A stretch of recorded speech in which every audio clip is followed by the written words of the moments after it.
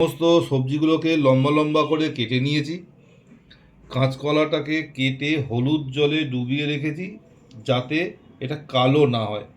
অনুষ্ঠান বাড়ির মতো দুধ দিয়ে শুক্তো রান্না করব, আপনারা দেখতে থাকুন। তোর জন্যে আদা আর আধ ঘন্টা আগে ভিজিয়ে রাখা সাদা সর্ষে পেস্ট করার জন্য দিয়ে দিলাম।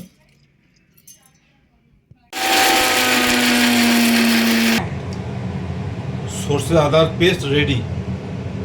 পাঁচ ফোড়নটা ভেজে নিচ্ছি শুক্তোর জন্যে। ফোড়নটা গুঁড়ো করে নেব। দেখুন পাঁচ ফোড়নটা খুব সুন্দর গুঁড়ো হয়ে গেছে। অল্প তেলে বিউলির ডালের বড়িটা ভেজে নেব।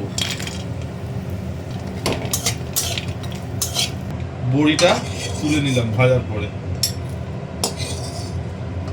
কাঁচকলা, বেগুন আর উচ্ছে আগে ভেজে নেব। কাঁচকলা ভাজা হয়ে গেছে, এবার এটাকে তুলে নেব। এবার বেগুনটা ভেজে নেব। অল্প নুন দিয়ে দিলাম। ভাজা হয়ে গেছে, এবার বেগুনগুলো তুলে নেব।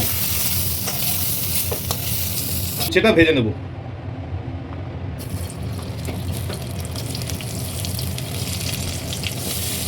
একটু নুন দিয়ে নেড়ে নেব। উচ্ছেটা ভাজা হয়ে গেছে, নামিয়ে নিয়েছি। তেল গরম হয়ে গেছে, পাঁচ ফোড়নটা দিয়ে দিলাম। এক এক করে সব সবজি দিয়ে দিলাম। পেঁপেটা ভাজা হয়ে গেছে, এবারে সমস্ত সবজিগুলোকে একসঙ্গে ভেজে নেব।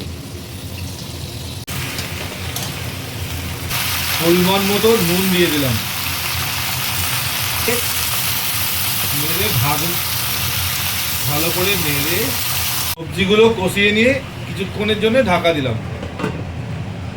এবার ঢাকনাটা তুলে থেকে ভেজে রাখা উচ্ছেটা দিয়ে দেবো, দিয়ে একটু নেড়ে নেব।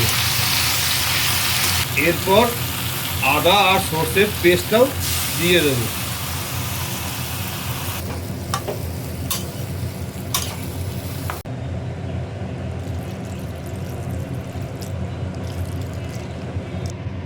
এবার ভেজে রাখা বেগুন আর কাঁচকলাটা দিয়ে ঢাকা দিয়ে দেবো।